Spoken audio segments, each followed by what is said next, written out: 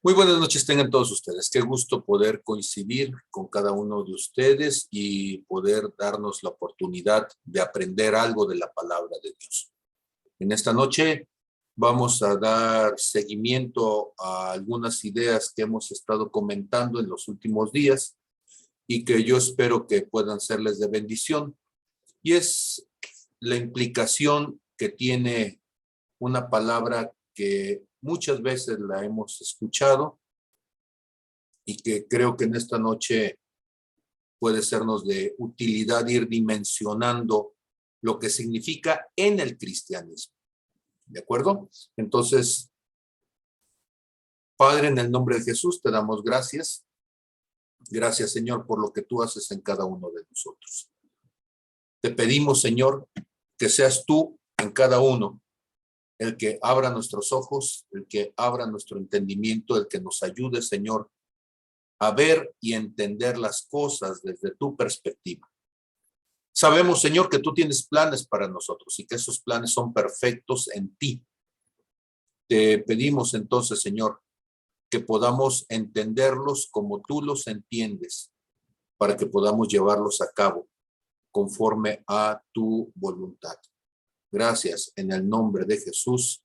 Amén, amén y amén. Hay un cantito que seguramente Jesús Montes por aquí me podría ayudar a cantarlo, seguramente, ¿sí? Que es la musicalización de 2 Corintios 3:17, que dice, donde está el Espíritu de Dios, ¿sí? Hay libertad, ¿dónde está el Espíritu de Dios? Allí siempre hay libertad, libertad, libertad, libertad, libertad, ¿sí? Y lo cantamos, ¿dónde está el Espíritu de Dios? Allí siempre hay libertad. Luego le hacemos el corito y le pegamos un montón en el popurrí. Libre, tú me hiciste libre, tú me hiciste libre, libre Señor. Rotas fueron las cadenas, ¿sí? Que aprisionaban a mi corazón, alguna cosa así. El asunto es, ¿qué significa ser libre? Para que cuando nosotros leamos esto de que donde está el Espíritu del Señor, allí hay libertad. Bueno, el Señor es el Espíritu. Y esto ya viene a poner en crisis nuestra teología, pero no se preocupen, no me voy a poner contra los aspectos unitarios y trinitarios en esta noche. Pero queda claro que cuando hablamos de que Jesús es el Señor, allí nos dice el Espíritu es el Señor, ¿sí? Y entonces el Espíritu Santo es el Espíritu de Jesús. Y no voy a profundizar más en ello, sino en la segunda frase. Donde está el Espíritu del Señor, allí hay libertad. Y entonces la pregunta sería, si hay libertad en alguien que dice creer en Cristo, entonces, ¿por qué es cautivo en áreas de su vida? O de bajada, no sé, pero ¿por qué es cautivo? ¿Por qué no puede dejar de hacer lo que quiere dejar de hacer? En Romanos capítulo 7, el apóstol Pablo dice, porque lo que quiero hacer no lo hago y lo que no quiero hacer, esto es lo que hago. Y entonces encuentro una ley y es que el pecado está en mí. ¿Hasta dónde entonces nosotros podemos entender lo que significa libertad en Cristo? ¿Y hasta dónde entendemos lo que significa que el Espíritu del Señor esté en nosotros en algún área? ¿O hay algunos aspectos que sin darnos cuenta son causa de que nosotros no podamos ser completamente libres? ¿Alguien recuerda cuando el Señor dijo, si escuchan mi palabra y permanecen en ella, serán verdaderamente mis discípulos? Conocerán la verdad y la verdad los hará libres. ¿Alguien puede decir dónde se encuentra eso? Son de los versículos que son casi obligados, ¿verdad? Entonces, conocerán la verdad y la verdad los hará libres. Y yo creo que ese versículo no debe ser muy bien comprendido por algunos, porque algunos más que libres pareciera ser que la verdad los hará liebres y andan salta y salta de un lado para otro, ¿sí? Y dice uno, bueno, bueno, pero eso sí, hay mucha libertad cuando menos para saltar, ¿sí? Entonces, bueno, si usted no lo encontró, Juan 8:31, si ustedes permanecen en mi palabra, serán verdaderamente mis discípulos, conocerán la verdad y la verdad los hará libres. Noten ustedes que la palabra libertad se encuentra hasta el final de una serie de ideas que están concatenadas en correlación y que gradualmente nos llevaría a pensar en ellas. La primera cosa es, dice, ustedes deben de permanecer en mi palabra. Cuando nosotros permanecemos en la palabra, significa no que le entendamos, porque va a tener la tercera idea implícita, dice, conocerán la verdad. Y entonces la palabra se convierte en un espacio espiritual de contención. ¿Qué es un espacio de contención? ¿Han visto ustedes una presa? Eso es un espacio de contención. Entonces, el agua que se encuentra contenida dentro de esa presa, ahí almacenada, genera una energía potencial. Esto es, si esa agua la dejo salir por un tubito y ese tubito lo oriento a una turbina, eso puede producir electricidad tremenda. Esa agua puede también utilizarse para riego.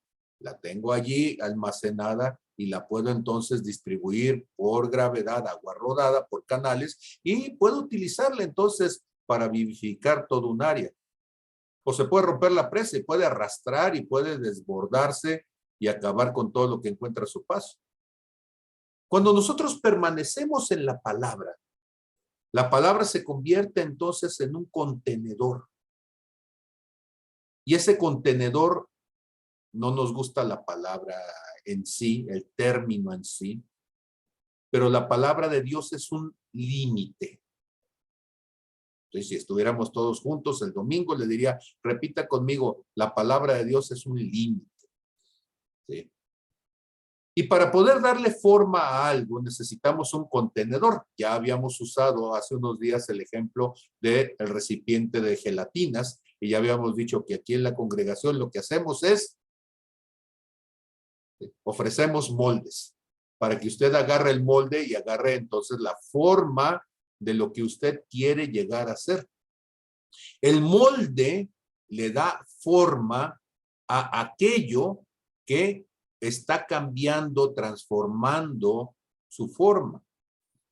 La palabra metamorfeo significa ser transformado, tomar la forma de algo. Y entonces cada uno va tomando la forma de los moldes que toma. La cultura es un molde. Y los moldes sociales nos dicen que en los velorios usted no puede ir de amarillo porque es de mal gusto, ni de rojo chillante. Usted tendría que ir de colores oscuros o claros como el blanco, ¿sí?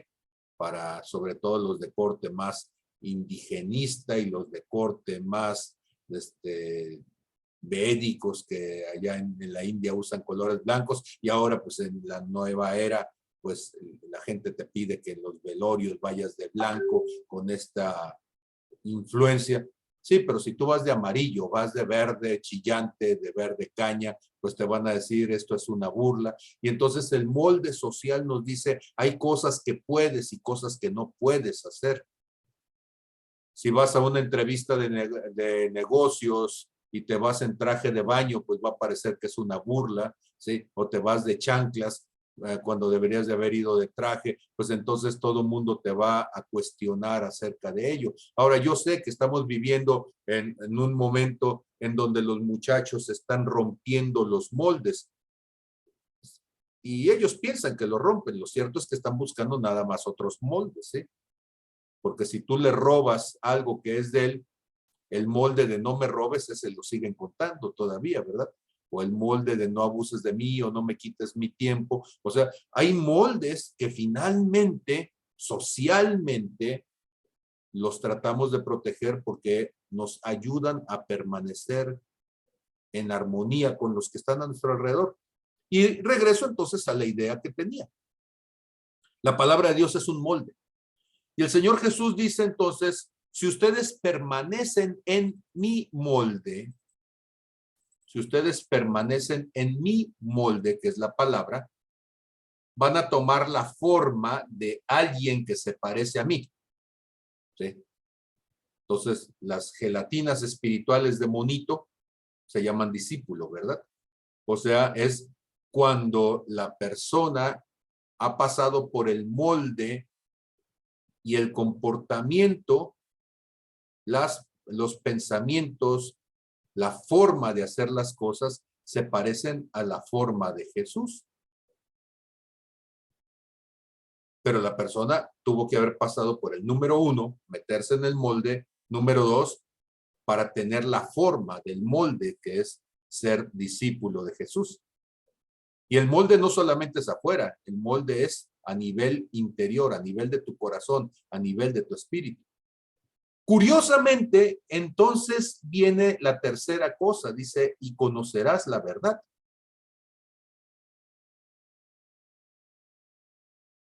Yo creo que eso se está poniendo complicado, ¿verdad? Porque yo quisiera conocer la verdad desde el primero. Ustedes conocerán la verdad y entonces decidirán si permanecen en mi palabra. Y entonces, como ya conoces la verdad, bueno, pues poco a poco te vas a ir haciendo mi discípulo. Y el Señor Jesús dice, no, primero te metes en el molde, después tomas la forma del molde y a partir del número 3, ¿sí?, es cuando empiezas a conocer la verdad. Y conforme conoces la verdad, entonces la verdad te hace libre. Puedes decir conmigo entonces, la verdad no es una causa, sino una consecuencia.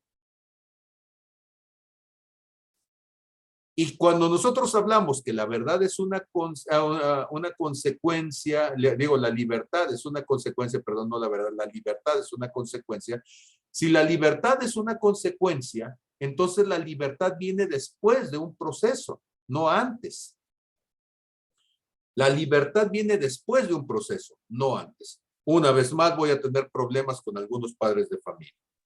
Es que mi hijo necesita ser libre. Muy bien, entonces que pase el 1, el 2 y el 3. Que permanezca en el molde, que tome la figura del molde, para que entonces entienda las cosas y como consecuencia, número 4, entonces sea libre. Nadie nace libre. La libertad es algo que viene al final. Nadie nace libre. La libertad es consecuencia de un proceso y como tal es el resultado, la parte final. Y si la infancia no es el principio, digo, es el principio y no el final, entonces la infancia no es el momento de la plenitud, ni del conocimiento, ni de la libertad en el ser humano. Ok, hasta ahí, con estas primeras ideas, ¿cómo va sonando?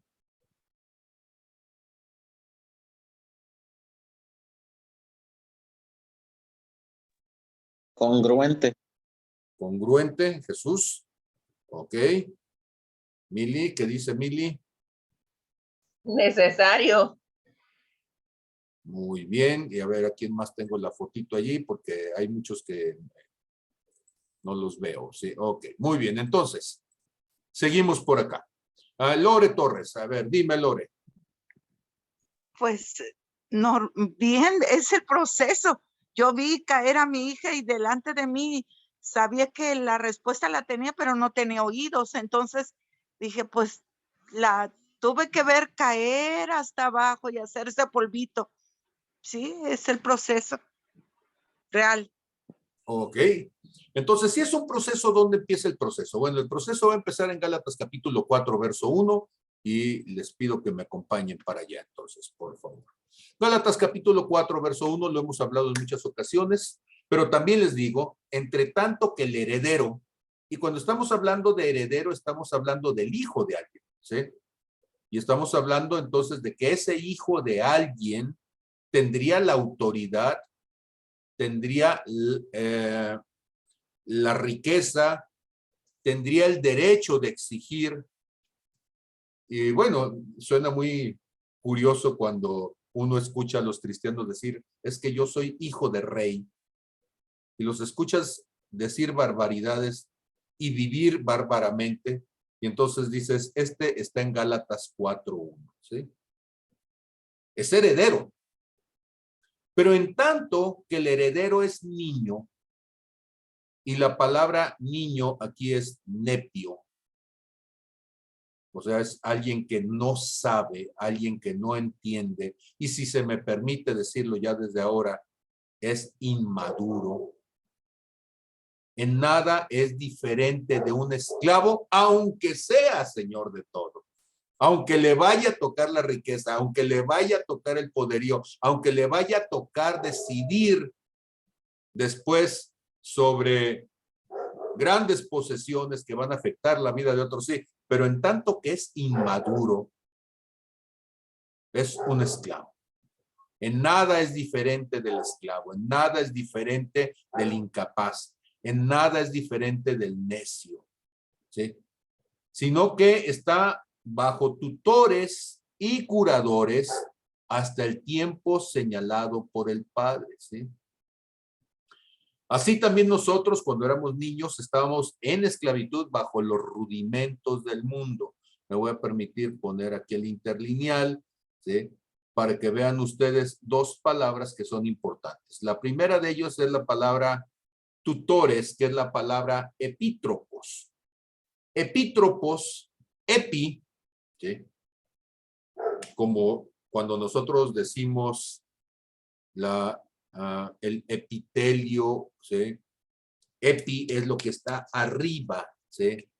La epidermis, la parte superior de la piel, ¿sí? Entonces, epi es lo que está encima. Y tropos, ¿sí? Es el espacio de la circunstancia donde, bueno, si ustedes han escuchado la palabra trópico, ¿sí? La palabra trópico es donde se regresa el aire, literalmente, ¿sí? Tropos es retorno.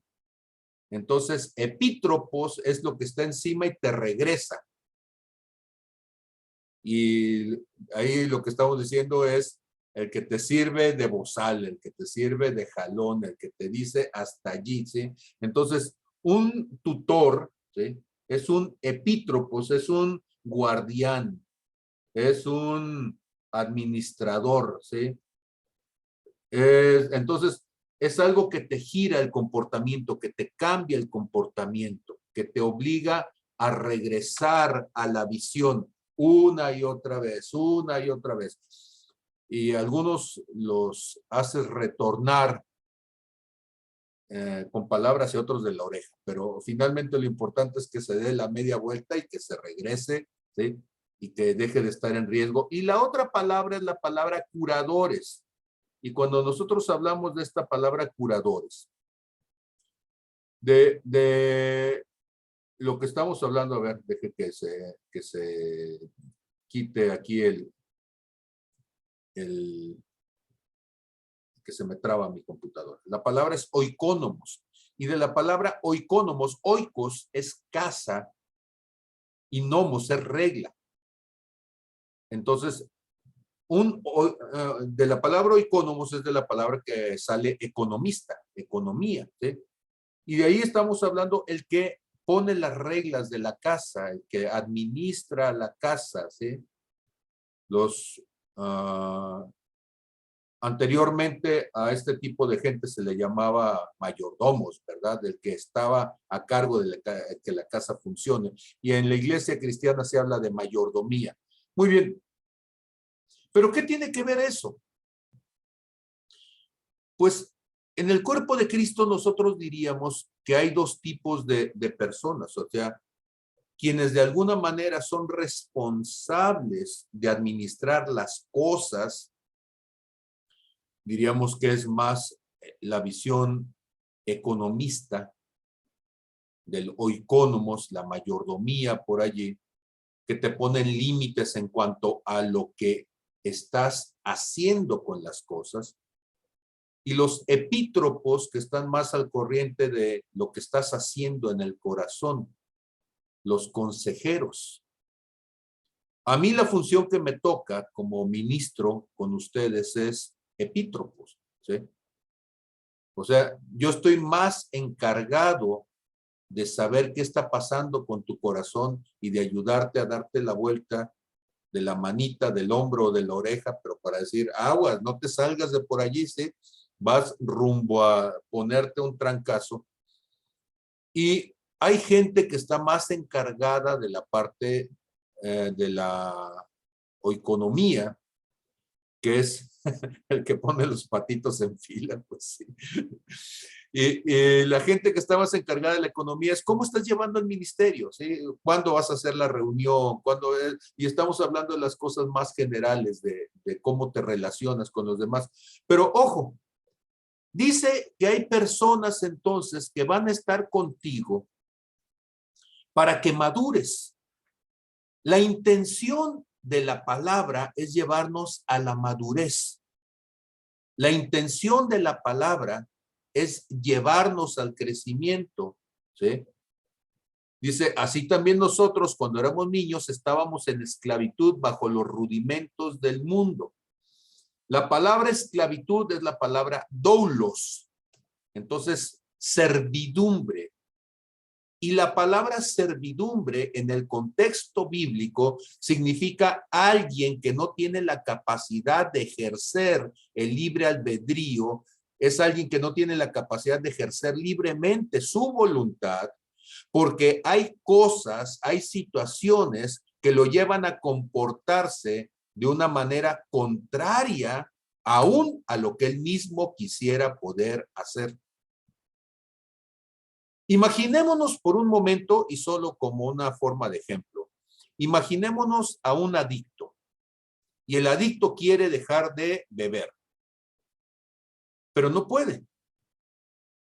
En cuanto le pones algo enfrente, es como si lo atrapara, estira la mano y no quiere, y está llorando y dice, no quiero tomar, y se lo toma.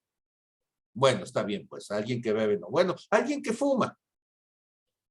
No quiero fumar, sí, pero en cuanto te descuidas, ya le pidió un cigarro a alguien y ya le está fumando, o ya levantó una bachicha del suelo y ya se le está fumando, ¿sí? O alguien que se está drogando, o alguien que está viendo pornografía, o alguien que está, yo no sé qué haga cada uno. El que su vicio es murmurar y dice, ya no voy a hablar mal de nadie, porque el otro día estaba viendo a la vecina y esa, sí, no iba a hablar mal de nadie, ¿sí? Entonces, es una adicción, y esa persona es doulos, es un esclavo, es un siervo, ¿sí? Está bajo servidumbre en un área de su vida, en un área de rudimento que aprendió fuera de Dios. Y necesita cambiársele la forma. Ser, entonces, transformado significa ir de una forma no grata a una forma grata para Dios. Esa es la palabra transformación. Ir de una forma a otra. Estar medio deforme espiritualmente y adoptar la forma de Cristo. Cuando nosotros nos damos cuenta entonces de esto, podemos entender por qué para Dios es tan importante todo el proceso del cambio de lo que implica ir de una situación a otra. Por ejemplo, en 1 Corintios capítulo 2, verso 6, nos va a decir lo siguiente. 1 Corintios capítulo 2, verso 6. Sin embargo, hablamos sabiduría entre los inmaduros, entre los pequeños espirituales. Les hablamos cosas profundas. No, no dice eso. Dice, hablamos sabiduría entre los que han alcanzado madurez y sabiduría no de este siglo ni de los príncipes de este siglo que perecen, mas hablamos sabiduría de Dios en misterio, la sabiduría oculta, la cual Dios predestinó antes de los siglos para nuestra gloria, la que ninguno de los príncipes de este siglo conoció, porque si lo hubieran conocido, nunca hubieran crucificado al Señor. Antes bien, como está escrito, cosas que ojo no vio, ni oído oyó, ni han subido al corazón del hombre, son las que Dios ha preparado para los que le aman. Y entonces la gente dice, sí, sí, sí, Dios me ama, sí, ese versículo es para mí. Y yo digo, criaturita, no leíste los 4 versículos previos, ¿sí? Porque está diciendo que todas esas cosas solamente las puede entender alguien que ha alcanzado madurez. Y no es porque el niño chiquito no lo ames, pero hay cosas que no se las puedes decir, porque entonces la sobrecarga de responsabilidad, cuando no tiene esa responsabilidad, lo limita, lo frustra, lo trauma. Si tú le dices al niño que ahorita se pasa todo el día jugando, que un día ya no va a tener tiempo de jugar porque va a tener que crecer y madurar, el chiquillo entonces ya va a decir, no quiero crecer, ¿sí? ¿Por qué? Porque no tiene la capacidad para entender la bendición que significa poder ser productivo y poder ayudar, apoyar, levantar a los que amas.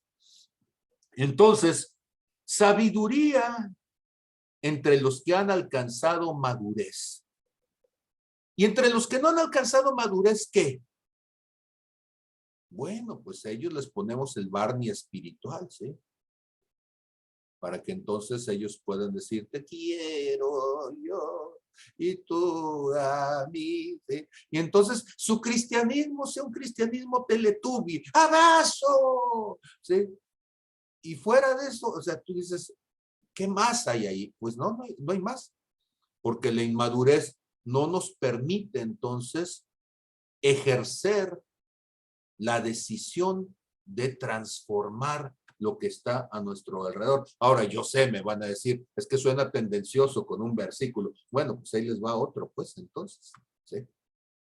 Hebreos capítulo 5, en el verso 13 dice, y todo aquel que participa de la leche es inexperto en la palabra de justicia porque es niño.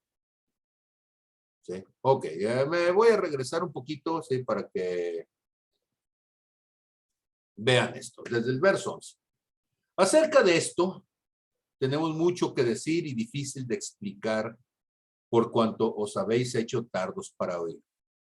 El apóstol Pablo está diciendo, hay tantas cosas que quisiera poder darlas a conocer, que quisiera poder, ¿sí? Hablarlas y discutirlas con ustedes. Dice, pero no quieren oír, no quieren entender, no quieren crecer, no quieren madurar.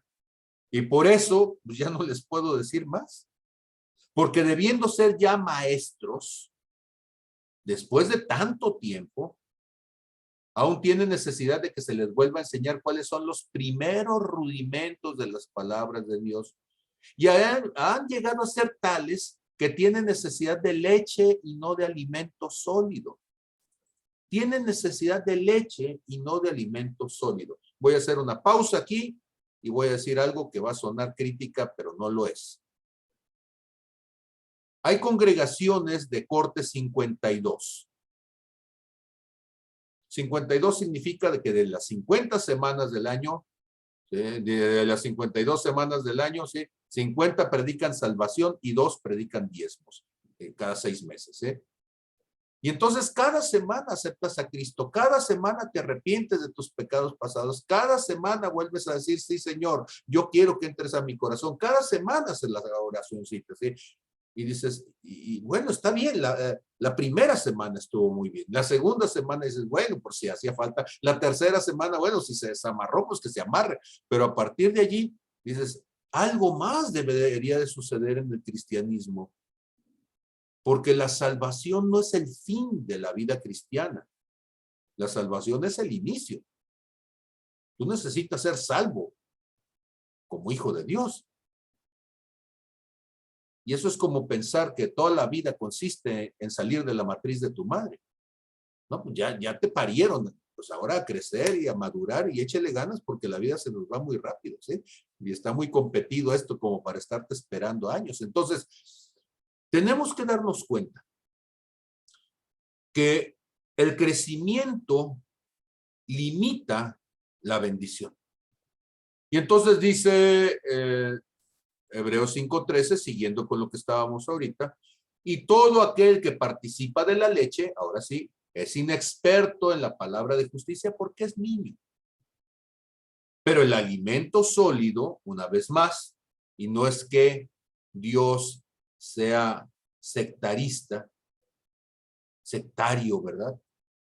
Pero el alimento sólido es para los que han alcanzado madurez, para los que por el uso tienen los sentidos ejercitados en el discernimiento del bien y del mal. Y este versículo es un versículo con una contradicción profunda para la teología elemental de muchos. ¿Por qué?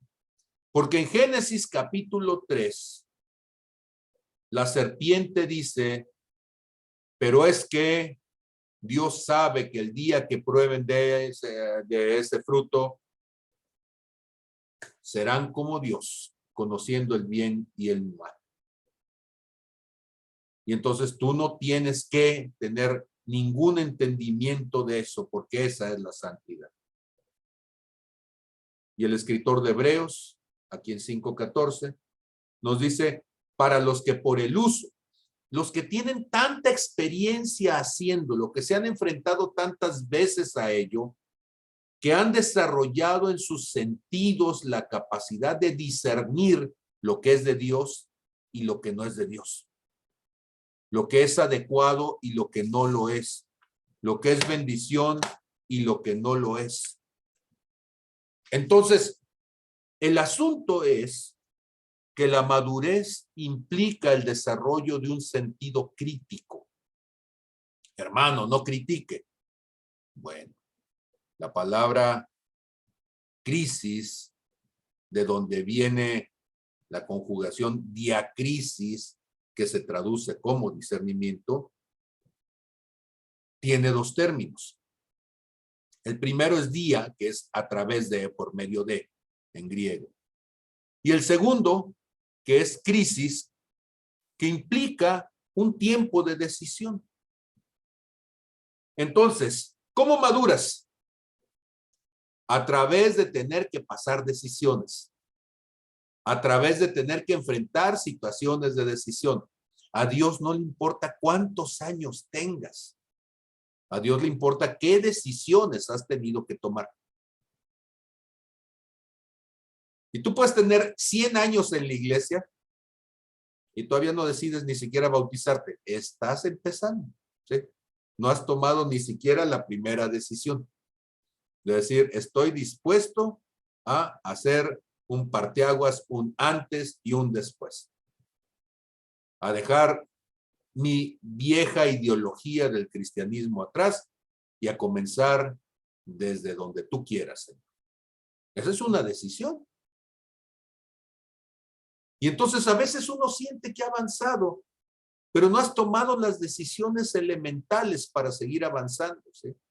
Hay un área en tu vida que necesitas dejarla y estás posponiendo la decisión. Tienes años viviendo en Amaciato, cásate. Ya está bien, quedó claro, ¿sí? Que con esa persona es con la que te vas a quedar. Ya después de 30 años, espero que estés seguro de eso, ¿sí? Pero ¿cuál es el asunto? El asunto está que siempre estamos postergando las decisiones trascendentales en nuestra vida.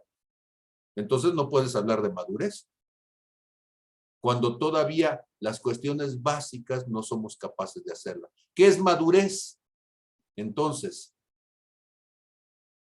es haber llegado al entendimiento, a la convicción de que las decisiones que estás tomando son trascendentes y por ello quieres tomar las mejores decisiones que te hagan responsable. Eso es madurez. ¿Algo no debería hacerlo? Pues decídelo. Ya sé que no debo de hacerlo, pues deja de hacerlo. El que sabe hacer el bien y no lo hace, ¿qué significa? La palabra nos dice que es pecado. Sí, pero el que sabe hacer el bien y no lo hace, significa que no ha sido capaz de tomar una decisión en un aspecto donde no necesita que nadie lo convenza, porque él mismo sabe que no es correcto. Pues es que yo no sé si tengo que dejar de fumar o no. Ok, dejar de fumar es correcto para ti. No digo para los demás, para ti. Pues no, pues déjalo.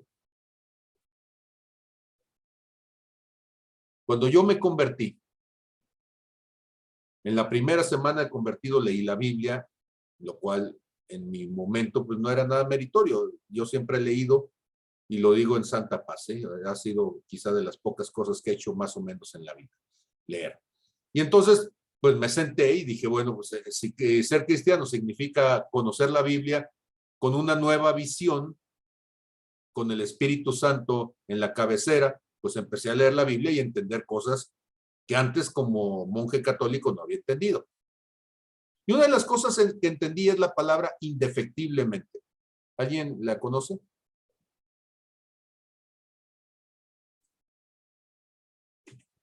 Indefectiblemente. ¿Será sin defecto, pastor? Sin defectos. Ok, para que sepan en dónde me la encontré, fue en Deuteronomio 14:22.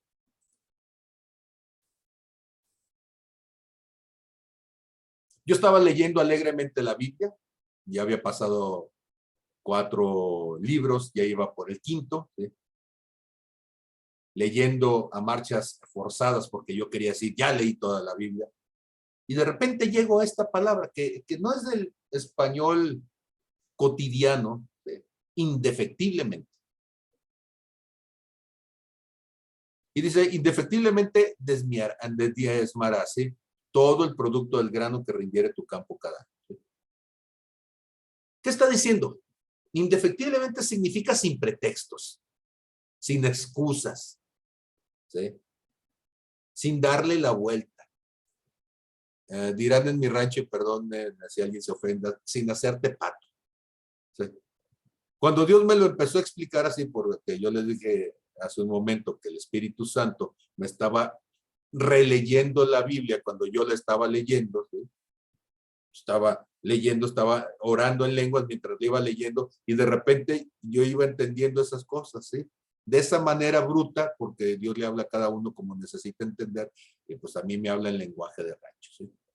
Y cuando él llega allí y me dice, sin hacerte pato, sin poner pretextos, sin estar buscando excusas, diezmarás.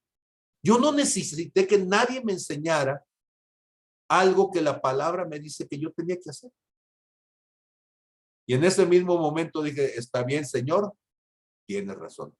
Agarré un cuaderno, hice cuentas y dije, tanto te toca, tanto me toca, ándele pues, ¿sí? Y fui y diezmé.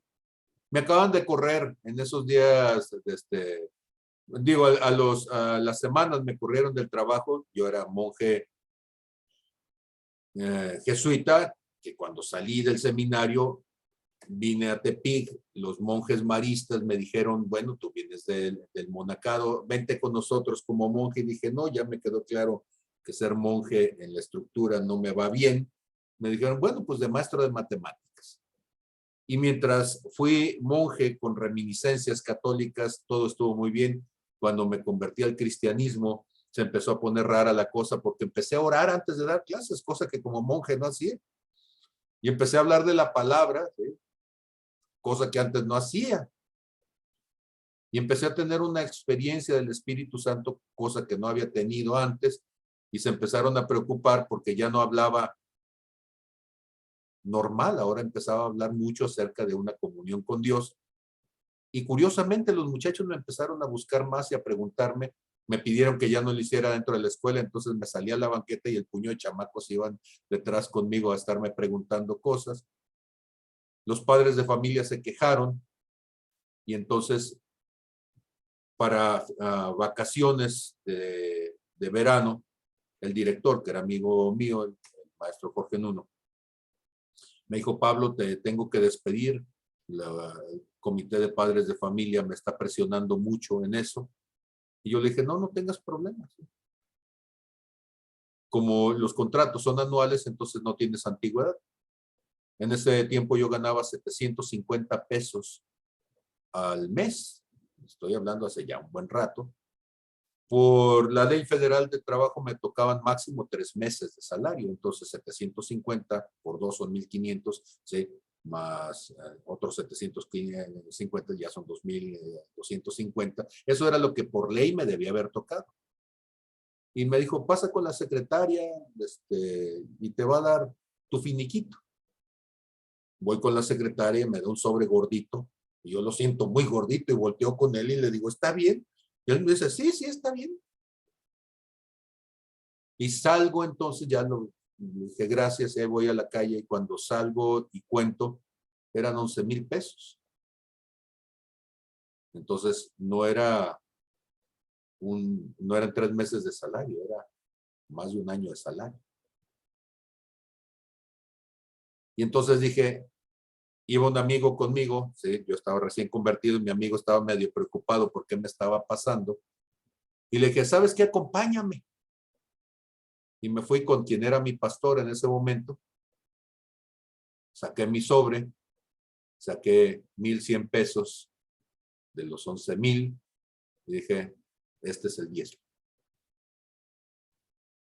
Y de ahí me fui a una tienda musical que no sé, no me acuerdo cómo se llamaba,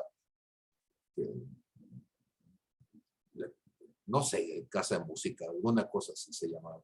Y fui, había una batería grandota allí y dije, a ver, ¿cuánto cuesta esa batería tal? Y luego me fui a una casa donde vendían cosas de electrónicos y un proyector de acetatos. Carísimo. ¿Cómo se llamaba? Jorge. Musicarísimo de Tepic. Musicalísimo de Tepic, sí. Y entonces ahí fue, y la batería más grande que tuvieran con los platillos y con todo lo demás. Yo ni tocaba batería, sí. Desde quien terminó tocando la batería fue Jorge. Y entonces a comprar la batería y luego fui a comprar un proyector de acetatos y 4 o 5 como sobres, como unos 500 acetatos ahí para llevárselos al pastor y decir, ahora sí, para que pongan las canciones y para todo eso. Dice mi amigo, oye, ¿y qué estás haciendo? ¿Por qué lo estás gastando? Le digo, porque realmente a mí me tocaban 2,250 pesos. Todo lo demás es de Dios. ¿Cómo no voy a darle yo a Dios? Y él dice, pero te acabas de quedar sin trabajo. Y le digo, gracias a Dios. Y él dice, no, estás bien mal. Tú. De hecho, ya después de esos días me dijo, si me vas a seguir hablando de Dios, dice, ya mejor no me busques. Y nos dejamos de hablar a pesar de que éramos como hermanos. ¿Sí? El asunto es este. La palabra de Dios es un contenedor que te va dando forma. Y la forma que tú vas tomando depende de cómo tomas la palabra y cómo la ajustas a tu vida. Y entonces cuando tú dices indefectiblemente, yo voy a hacer lo que Dios dice, sin excusa ni pretexto, sin hacerme pato, sin darle la vuelta, sin andar buscando justificaciones, sin nada más, ¿sí? Yo estoy comprometido a hacer las cosas a la manera de Jesús. Y entonces, a los 2, 3 semanas de estar con eso, sí, me pidió el pastor entonces que yo enseñara sobre el diezmo. Sí, yo he enseñado sobre el diezmo hasta el hartazgo a lo largo de todos estos años. Y tengo años que no hablo del diezmo, ahora hablo del carácter. Porque la gente piensa que yo quiero sacarle el dinero. No, yo quiero sacarle lo baquetón de su vida. ¿Sí? Y si además de eso le quieren dar a Dios, pues qué bueno, ¿no? Pero el problema es que nosotros monetizamos la fe. En lugar de entender que la búsqueda de la fe es llevarte a tomar la forma de Jesús. La medida de Jesús para crecer a la estatura del varón perfecto. Pero eso significa entonces estar dispuesto a tomar el molde de la palabra para que el molde de la palabra se convierta entonces en el espacio de tu manifestación. Y entonces te vas a dar cuenta de una cosa, que lo que Dios dice es verdad. Entonces, ¿cómo es eso? Conocerán la verdad y la verdad los hará libres. ¿Sí? Cuando tú te metes al molde, te das cuenta, por ejemplo, que hay más gozo en dar que en recibir. Pero eso no lo puedes entender a menos que vivas en el molde. Esto es, que empieces a dar.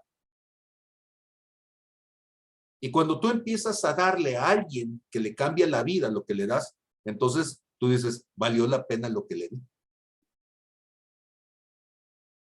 No es dar por dar, es sembrar en el lugar adecuado. Es que tu siembra venga y transforme la forma en que alguien está viviendo. Y entonces, empezar a vivir de esa manera empieza a revolucionar la vida a tu alrededor. Y te empiezas a sentir libre. ¿Libre de qué? De cambiarle la vida a la gente para bien. Te empiezas a sentir libre de manifestar las cosas que Dios es y las cosas que Dios hace, porque al hacerlo, tu entorno empieza a cambiar positivamente. Libertad entonces no es hacer lo que yo quiero. Curiosamente, eso no es libertad. La gente piensa que la libertad en Cristo significa hacer lo que me dé la gana. No, eso no es libertad. Para eso no necesitas a Cristo, para eso necesitas volver a lo que es la conducta animal, para hacer lo que te da la gana, o sea, andar encuerado y andar haciendo pis donde quiera y andar de baquetón. Para eso no necesitas a Cristo, para eso necesitas comportarte como orangután y nada más, ¿eh? Pero para poder hacer las cosas que Dios quiere que hagas, entonces necesitas cambiar el concepto de libertad. Y muy bien, entonces, ¿qué es la palabra libertad? Porque pues prometimos eso, que íbamos a hablar de libertad y ya llevo 1 hora y no he hablado de la palabra libertad. Muy bien, la palabra libertad es la palabra en griego, ¿sí? Se dice eleuteria. Algunos la traducen eleuteria en español. No sé si ustedes han escuchado ese nombre. La gente antes le ponía nombres hermosos a sus hijos y uno de ellos era ese, a las niñas, eleuteria, ¿sí? Y eleuteria significa libertad. Bueno, se lo puede poner entonces ya traducido y se oye menos grotesco, ¿verdad? Ok. Y entonces cuando estamos hablando de libertad, ok, ¿qué es la palabra eleuteria? Bueno, viene de eleutseros. Y eleutseros significa sin freno, sin límite, ¿sí? Entonces, en el contexto histórico, la palabra eleutseros implica, por ejemplo, sin freno. Sin freno para ir a hacer lo que quieras, pues sí, así le decían a alguien que estaba buscando el placer y que lo buscaba sin freno y decían, no, pues eso es libertad, ¿sí? O libertad como ciudadano también, ¿sí? O sea, la implicación de decir, no soy esclavo y yo podría hacer cosas que un esclavo no puede hacer. Ah, pues eso ya suena mejor, ¿verdad? O, por ejemplo, libertad en cuanto a la extensión de una responsabilidad. No voy a ir a la guerra, tengo libertad, fui exento de llevar a cabo esa responsabilidad. Entonces, la palabra se podía usar de diferentes maneras, pero ¿cómo lo usa Dios? Cuando está hablando entonces de ser libre a la manera de Dios. Es interesante Romanos capítulo 8 en el verso 21. Desde el verso 20 nos va a decir, porque la creación fue sujetada a vanidad, no por voluntad propia o propia voluntad, sino por causa del que la sujetó en esperanza. Esta frase ahorita alguien que me la explique, ¿sí? La creación fue sujetada a vanidad, no por propia voluntad, sino por causa del que la sujetó en esperanza. Les doy una pista. Dios es el que la sujetó en esperanza. Porque también la creación misma será libertada de la esclavitud, de corrupción, a la libertad gloriosa de los hijos de Dios. Y entonces cuando dice que la creación fue sujetada a vanidad, verso 20, dice en el verso 21, la creación misma será libertada de la esclavitud de corrupción. Ser sujetado a vanidad significa ser sujetado a la esclavitud de la corrupción. Mili está leyendo otra versión, ya levantó las cejas, ¿sí? Ahorita que lea la versión, ¿sí? A ver, Mili. Es en Nueva Versión Internacional, porque fue sometida a la frustración. Esto no sucedió por su propia voluntad, sino por la del que así lo dispuso. Pero queda la firme esperanza de que la creación misma ha de ser liberada de la corrupción que la esclaviza, para así alcanzar la gloriosa libertad de los hijos de Dios. Sabemos que toda la creación todavía gime a una como si tuviera dolores de parto. Ok, entonces, vanidad, dice la Reina Valera, ¿sí? Y dice entonces, verso 20, en la Nueva Versión Internacional, fue sometida a la frustración. Está interesante, ¿sí? Entonces, ¿cuál es la condición natural del ser humano? Vivir frustrado.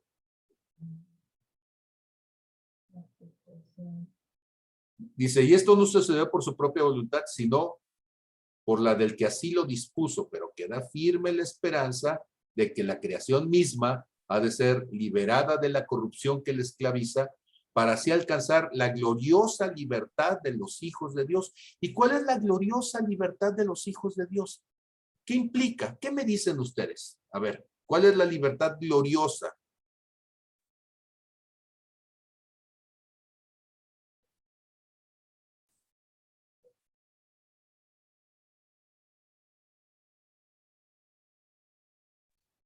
¿Tendrá que ver con la convicción que te da Dios al ser hijo?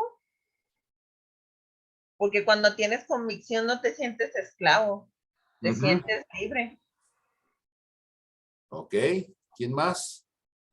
¿Cuál es la libertad gloriosa? Estoy de acuerdo. La libertad en Jesús, viviendo en su gloria, las riquezas de su gloria. Ok, también la libertad en Jesús. ¿Qué dicen los demás? Le voy a preguntar a un tal Pablo, no el Cancino, sino de Tarso, y él dice, mas el fruto del Espíritu es amor, gozo, paz, paciencia, benignidad, bondad, fe, mansedumbre y templanza. Noten ustedes la frase final. Contra tales cosas no hay ley. La libertad gloriosa significa cuando tú puedes vivir ese fruto del Espíritu, hacer las cosas que te motiva el amor, el gozo, la paciencia, la benignidad, todas esas cosas, ¿sí? Y no estás pensando en que algo te va a limitar, que algo te va a afectar, no estás pensando que tienes que dar bien con alguien, no estás pensando que alguien te va a cuestionar por ello. Esa es la convicción profunda. Papá, Ey. también puede ser, tú dices malos frutos del Espíritu, pero pudiera ser el tener al Espíritu, porque en el 23 dice, los que tenemos al Espíritu Santo, que es el anticipo de todo lo que Dios nos dará después. Precisamente por eso comencé en 2 de Corintios 3:17, donde está el Espíritu del Señor, allí hay libertad.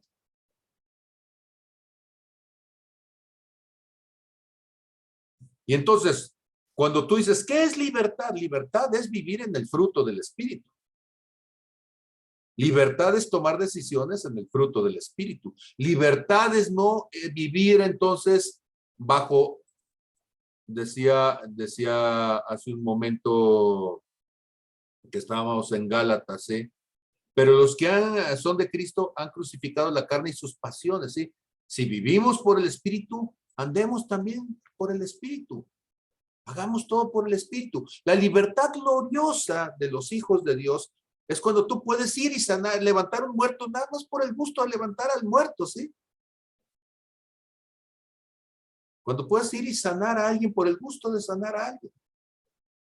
Hermano, es que yo he orado por un montón y no pasa. Yo he orado por otro puño también y tampoco. Pero, ¿qué es lo que nos falta? Lo que nos falta es regresar al punto en donde la intimidad con el Espíritu es tal que esas cosas se manifiestan no porque las buscas, sino porque son la consecuencia de vivir en esa relación, en ese nivel.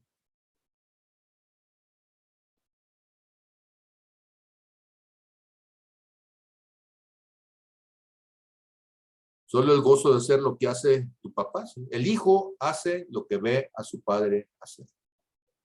¿Sí? Mi padre trabaja, y no está hablando de la universidad, ¿sí? Mi padre trabaja sanando vidas, levantando personas, restaurando, ¿sí? Resucitando muertos, dice, y yo también trabajo, dice el Señor Jesús. Hago la obra del Padre. Manifiesto la obra del Padre. ¿Sí? Cuando nosotros entonces entendemos que libertad, ¿sí?, implica traer libertad a otro. O sea, no es la libertad para mí. Regreso a Romanos, ¿sí? Porque Romanos, cuando nos decía hace un momento que la creación será libertada, ¿sí?, será liberada de la esclavitud de corrupción a la libertad gloriosa de los hijos de Dios, ¿sí? Noten ustedes qué pasa cuando hay una persona libre en un contexto. Dice Isaías capítulo 32, verso 20. Dichosos ustedes, los que siembran junto a las aguas y dejan libres al buey y al asno. Alguien que vive en la libertad anhela que los demás vivan en la libertad. Le cambia la vida no solamente a la persona, le cambia la vida hasta el burro y al buey que viven junto a él. Dice Isaías 58, versos 6 al 10, ¿sí? ¿No es más bien el ayuno que yo escogí desatar las ligaduras de impiedad, soltar las cargas de opresión y dejar ir libres a los quebrantados y que rompan todo yugo? ¿No es que partas tu pan con el hambriento y a los pobres errantes albergues en casa, que cuando veas al desnudo lo cubras y te escondas y no te escondas de tu hermano? Entonces nacerá tu luz como el alba y tu salvación se dejará ver pronto. E irá tu justicia delante de ti, y la gloria de Jehová será tu retaguarda. Entonces invocarás y te oirá el Señor, clamarás y dirá él, heme aquí. Si quitares en medio de ti el yugo, el dedo amenazador y el hablar vanidad, y si dieres tu pan al hambriento y saciares el alma afligida, en las tinieblas nacerá tu luz y tu oscuridad será como el mediodía. ¿Qué es libertad? Libertad es dejar el espíritu miserable. Libertad es dejar la avaricia, la ambición. Libertad es dejar el juicio a otros, dejar el corazón lesionado, lastimado, dejar de ser iracundos, dejar de ser violentos. La libertad gloriosa donde aún los enemigos Dios hace estar en paz contigo. Que la gente dice, mira, el tipo está raro, está medio loco, pero es buena gente, ¿sí? Libertad es dejar que Dios se manifieste a través de ti. Esa es la libertad. Y entonces, libertad es cuando tú puedes decir como en Joel capítulo 2, verso 8. Ninguno estrechará a su compañero, cada uno irá por su carrera y aún cayendo sobre la espada, no se herirán. ¿Sí? Irán por la ciudad, correrán por el muro, subirán por las casas, entrarán por las ventanas a manera de ladrones. Delante de este ejército temblará la tierra, se estremecerán los cielos y el sol y la luna se oscurecerán, ¿sí? Y las estrellas retraerán su resplandor. Libertad es cuando entonces tú puedes hacer lo que Dios ha puesto en tu corazón que hagas sin límites, sin miedo, sin temor. Si Dios te dijo que comenzaras un proyecto, que lo comiences pensando que Dios te va a respaldar. Si Dios te hizo sentir que atravesaras la tierra, tú puedes decir, voy a ir y voy a establecer y voy a plantar, ¿sí? Porque Dios es el que da el crecimiento. y lo haré. Si Dios me ha llamado a generar empleo, a generar riqueza, es decir, Él lo va a hacer. Lo que tengo que hacer es cuidar de hacerlo a la manera en que Él quiere, para que entonces de esa manera se lleve a cabo la bendición. Esa es libertad. Libertad para crear, libertad para soñar, libertad para transformar, pero no para transformarme yo en la estatua de Faraón. Dios no tiene problema. Miren, Él es el dueño del oro y plata del mundo y Él no tiene problema en pedirte que lo administres. ¿El problema cuál es? El problema es cuando nosotros no entendemos la libertad y por esa falta de entendimiento, por esa inmadurez que decía Gálatas capítulo 5, verso 1, pues de repente en nuestra necedad no somos capaces de cuidarnos de nuestro corazón. Y terminamos entonces atados a aquellas cosas que Dios quería que fueran simplemente causa de bendición. Y entonces, libertad tiene que ver con ejercitar nuestra voluntad para servir a Dios. ¿Sí? Dice Juan capítulo 5, verso 30. No puedo yo hacer nada por mí mismo. Según oigo, así juzgo. Y mi juicio es justo porque no busco mi voluntad, sino la voluntad del que me envió, la voluntad del Padre. Y entonces, libertad, profunda libertad es cuando yo digo, Señor, creo que tú tienes mejores ideas que yo. Y yo quiero hacer lo que tú quieres. Alguien diría, oye, pues esa no es libertad, eso es esclavitud, ¿sí? Porque libertad es que yo haga lo que yo quiera, ¿sí? Pero libertad entonces implica estar consciente de que las cosas que yo hago finalmente es una esclavitud voluntaria, ¿sí? Lo hemos platicado Romanos 6:16, se los decía hace algunos días. ¿No saben que si se someten a alguien como esclavos para obedecerle, son esclavos de aquel a quien obedecen?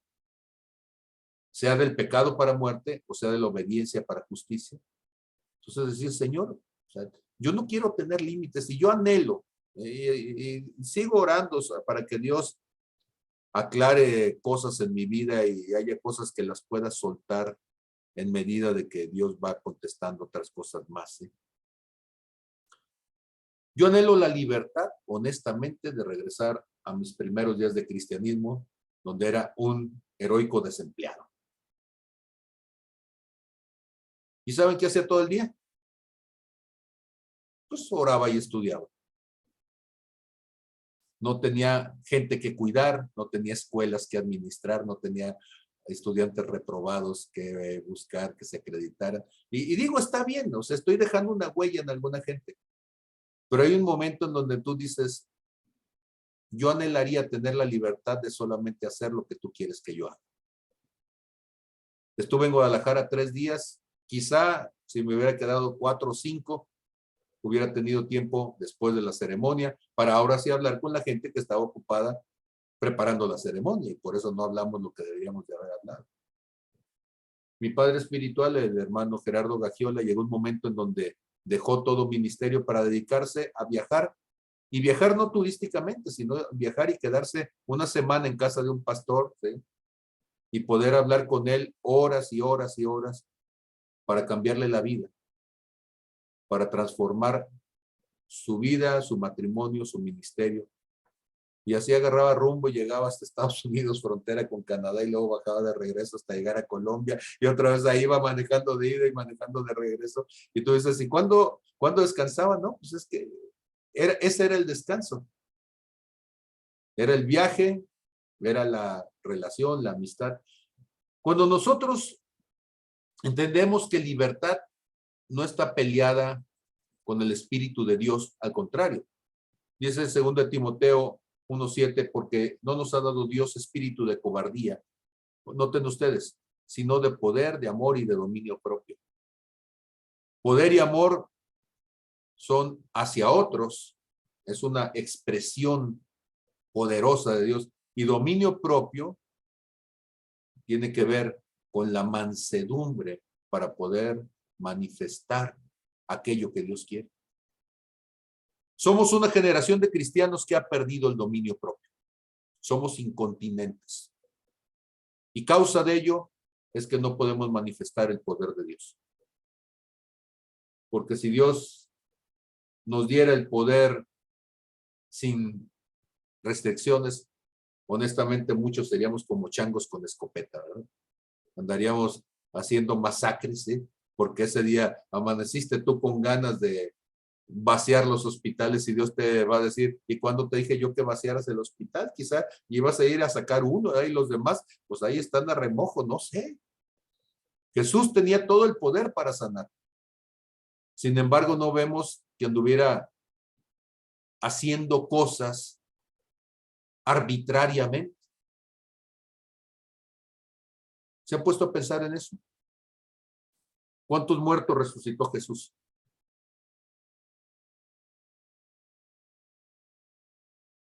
Resucitó al hijo de la viuda de Naín.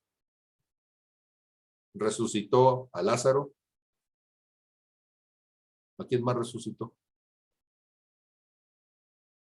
A la suegra de Pedro. 3. Y uno diría, Señor, pero con el poder que tú tienes podrías haber resucitado, Señor, miles y A Dios. Tabita. A Tabita. No, A la Tabita no, suegra de Tabita Pedro fue. la- A la suegra de Pedro no la resucitó, solamente La sanó. oró por ella para san. Ajá. Ajá. A la que le dijo que no estaba dormida, que la A la hija de despertara. Ay, Jairo. no recuerdo. La hija de Tabita, ¿no? ¿No se llamaba Tabita? No, no me acuerdo, era. Es que le dice Tabita Kumi, le dice despiértate, ¿sí? Pero era la hija de Jairo. Ok, y entonces, esos poquitos que resucitó, podría haber resucitado decenas, cientos, miles, ¿no? ¿A quiénes resucitó? Y la respuesta, sin dar números, es a los que Dios quería que resucitaran, nada más. Los demás siguieron muertos. Hubo gente que podría haberla sanado y no la sanó. Cuando fue a su pueblo, dice que el poder de Dios estaba con él para sanar y no sanó a nadie. Porque no estaban en la condición de su corazón para ser sanados. Y entonces, ¿estaríamos nosotros dispuestos a tener el poder de Dios? Y se está muriendo alguien que tú amas y Dios te dice, no lo sanes. Y dejarlo que se vaya. Y todo el mundo iba a voltear y iba a decir, sanas a otro, sana también a este que amas. Y tú ibas a decir, Dios no me dijo que lo sanara a él. ¿Sí? Puede ser que tienes el poder para sanar a otros. Dice la escritura, y estando Elías enfermo de la enfermedad de la que iba a morir, podría haberse sanado a sí mismo. Y Dios no le permitió sanarse a sí mismo. Se murió enfermo el hombre que sanó a otros. Jesucristo, estando en la cruz con el poder para levantarse, la gente le decía, médico, cúrate a ti mismo. Curaste a otros. Y Jesús no se curó. Teniendo poder para poder invocar en que Dios mandara una miriada de ángeles, no lo hizo. Eso se llama mansedumbre. Dios te da dinero. Podrías comprar un puño de cosas y Dios no te ha dicho que compres nada. ¿Te puedes aguantar y no gastarte ni un centavo si Dios no te dice que compres? Está complicado.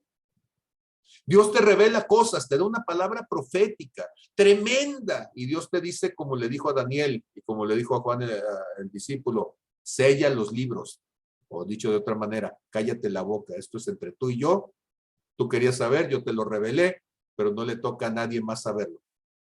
¿Podrías hacerlo? Bueno, te la pongo más difícil, eres el pastor y vienen y te cuentan sus intimidades. ¿Podrías no predicarlo el domingo desde el púlpito? Bueno, pues eso se llama mansedumbre. Y se nos hace tan difícil porque no entendemos que la libertad, curiosamente, no es para que hagas, la libertad es para que muchas veces no hagas. La carnalidad te va a decir, hazlo, y tú vas a decir, no, yo soy libre, no lo voy a hacer. Tengo derecho de decidir, me voy a callar la boca. Tengo derecho de decidir, no voy a orar por alguien que Dios no me diga.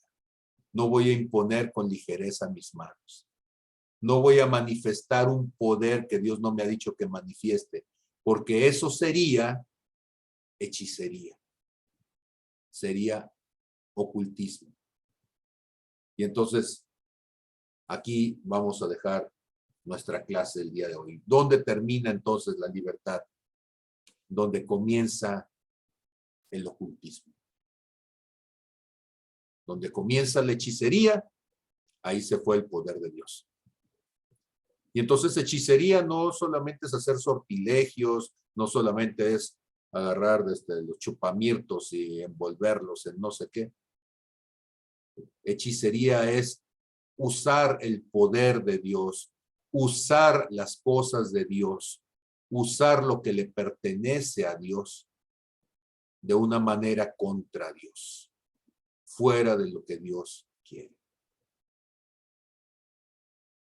Y tenemos la libertad para decir, no lo voy a hacer. O podemos romper esa libertad y convertirla en libertinaje, haciendo aquello que no deberíamos de hacer. Muy bien, preguntas, comentarios, sugerencias, ¿qué piensan de todo esto que he dicho? Es cierto, como dice Jorge, es algo muy sutil, es una línea muy, muy delgada. Tristemente, las iglesias están más llenas de hechiceros que de ministros. Lore, te escuchamos. Bueno, yo creo que está muy bien. Primeramente, la libertad. La opresión de uno que llega a uno al corazón es porque uno no tiene fe, que lo que uno está pasando, pues está uno cobijado por Dios. Entonces entra uno en conflicto, entra uno en opresión, en tantas cosas. Cuando uno entiende que la vida de uno está en comunión con Dios, entonces hay ese gozo, esa paz, esa paciencia, todo eso. Ahora, cuando uno también está sujeto a la voluntad de Dios y Él es su rey de uno, entonces uno comprende que los dones tienen un propósito de ser usados. Y el propósito no es para todos. Porque, por ejemplo, yo no le voy a dar, si mi hija cuando estaba chiquita me pidiera un cuchillo, yo no le iba a dar. Entonces, a veces Dios está tratando con alguien. Yo lo he pasado, a veces, perdón por poner el ejemplo con mi hija, pero es lo más cercano que tengo de una vida de comunión las dos. Ella también me desafía a mí, pero ha habido ocasiones en que Dios me ha dicho, no le digas nada. No le ayudes. Deja que yo trate con ella. Tú estás orando porque ella crezca. Déjame a mí. No te interpongas. Y esto me lo ha dicho con muchas personas. Hay gente que pide dinero en la calle y veces que me dice, dale y dale esto. Pero hay veces que me dice, no le des. Esto es, ahora lo entiendo mejor. No lo llegaba a entender al nivel de manipulación, pero ahora sí lo entiendo completamente. Me da gusto crecer en esta parte. Gracias. Amén. Gracias, Lore. Mili, te escuchamos. Me hiciste recordar, y estuve tomando notas del asunto, me hiciste recordar hace unos años, los dos dimos una clase, porque no fue prédica, fue una clase que dimos a la congregación acerca de las discapacidades. Y yo hablaba de las discapacidades en lo natural y tú nos dabas las discapacidades que se presentan en los ministros, ¿no? Pero ahorita cuando te estaba escuchando, me di cuenta que en realidad nuestro trabajo al reconocer nuestra discapacidad, porque muchas veces utilizamos esa discapacidad a nuestro favor, que creo que es la última parte que mencionabas, en la que entras en ocultismo porque utilizas esos dones a tu favor en lugar de desarrollarlos para Dios. Pero cuando lo admitimos y permitimos que el Espíritu se convierta en nuestro rehabilitador, por decirlo de alguna manera, porque es el que nos trae la convicción de pecado, al permitirle al Espíritu Santo que empiece a rehabilitarnos de esta discapacidad, lo que va a hacer el Espíritu es volvernos al origen al cual fuimos diseñados, o al menos así lo estoy entendiendo. Me trae a lo que Dios me puso en mi identidad, propósito y destino. Vuelvo siempre a lo mismo, ¿no? Porque yo puedo ver lo que mi mente puede entender, lo que mis emociones pueden entender, pero cuando permito que el Espíritu hable a mi espíritu, voy a ver lo que Dios diseñó en mí. Entonces, es esta parte cuando yo tengo esta convicción que yo puedo entender la libertad de una manera diferente, porque yo regreso a lo que Dios hizo o en mí y para mí, y ahí es donde empiezo a fluir en esos dones porque empiezo a dar el fruto del Espíritu. Yo recordaba también que en alguna prédica hace muchos años, el hijo de David Wickerson decía que a él le preocupaba cuando salían a la calle porque su papá no podía pasar por un funeral porque el muerto terminaba resucitando sin que el papá hiciera nada, ¿no? Solo por el hecho de pasar. Entonces los dones fluían a través de él de manera muy natural. Y hace ratito tú hacías un comentario acerca precisamente de cómo nosotros hemos dejado de fluir en estos dones, no en los dones, en el fruto del Espíritu. Y creo que nos llevamos una gran tarea esta semana, o al menos yo me llevo una gran tarea de empezar a reconocer y identificar en dónde el Espíritu necesita empezar a rehabilitarme a mí, en mi proceso, para yo poder dar frutos del Espíritu acerca de ese tema. Entonces, esa es con lo que yo me quedo. Amén, gracias, Mili. Te escuchamos, Jesús Montes. Pues ahí como dice Mili, rehabilitar, pero diría yo reactivar. Ahí están. Es como prender un switch. Ya cuando somos comprados por Cristo, venimos con todo un combo. Ahí está todo el paquete de Microsoft, algunos que no usamos uno, pero siempre han estado allí toda la carta de Office. Y algo que el Espíritu Santo me revelaba ahorita en ese momento acerca de la libertad, entendiendo que es estar en los frutos del Espíritu Santo. En Gálatas 5:1 dice, estad pues firmes en la libertad con que Cristo nos hizo libres. O sea, a través de todo esto que es un fruto, con la que Él nos hizo, no con la que nosotros consideramos. Y llama la atención que la segunda parte del 5:1 dice, y no estéis otra vez, y no estéis otra vez sujetos al yugo de la esclavitud. Lo desglosabas, ¿no? Pues si vamos a estar pecando, otra vez vamos a ser esclavos.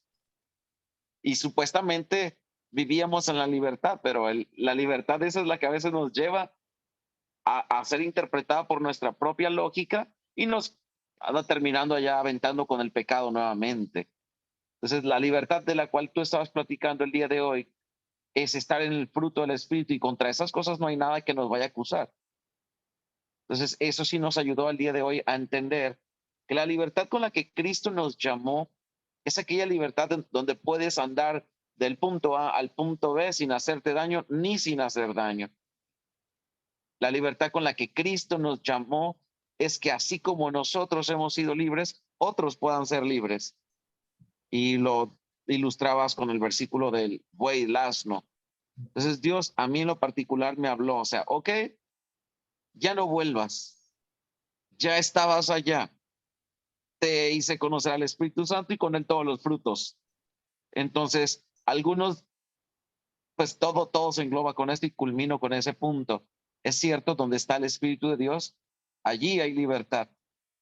Y si clamamos al Espíritu Santo, yo creo que en lo que resta del mes vamos a empezar a activar mucho de esto. Alguien, gracias Jesús, alguien me comentaba en algún momento que, bueno, cuando yo pido disculpas o cuando yo muestro algún área de mi corazón, no estoy diciendo que seamos miserables, lo que estoy diciendo es que como seres humanos debemos de reconocer esto. O sea, debemos de reconocer que hay niveles superiores a los que debemos de aspirar. O sea, yo no sé, no conozco a alguien que haya estado en un nivel con Dios que no sienta que todavía le falta un escalón más. Puede ser que tú estés resucitando muertos, pero dices, sí, pero aún no le conozco como quisiera. Aún no estoy al punto como quisiera de poder escuchar su corazón. Y si estuviera escuchando su corazón, aún hay más, ¿sí? O sea, el anhelo, dice el apóstol Pablo, de estar con él, dice, y todo lo tengo como basura, ¿sí? A fin de alcanzarlo a él y el poder de su resurrección. Entonces, quiero animarles con esto. Voy a seguir hablando un poco más de libertad y luego quiero hablar después del poder de la resurrección. Los que pudieron escuchar el mensaje que dejé grabado el día que fui a predicar a Guadalajara en esta semana, donde hablaba precisamente de ese poder de la resurrección. Y creo que es fundamental que ustedes y yo nos pongamos el reto de ir a otro nivel. Que rompamos todas aquellas cosas que son una limitación en nuestra vida y digamos, quiero vivir en la libertad, la gloriosa libertad, en todos los sentidos. Comienza en lo espiritual, pero termina siendo también libertad en lo emocional y libertad financiera y libertad social y toda la libertad se refleja porque el fruto del espíritu te lleva a ese punto, ¿sí? Dios les bendiga a todos, gracias por haber estado y estamos en bendición. Entonces, cuídense. Bendiciones, pastor. Gracias. Muy excelente palabra, me encantó. Gracias, bendiciones, hasta luego. Bendiciones. Adiós, a practicar cada día. A practicar. Amén. Bendiciones. Amén.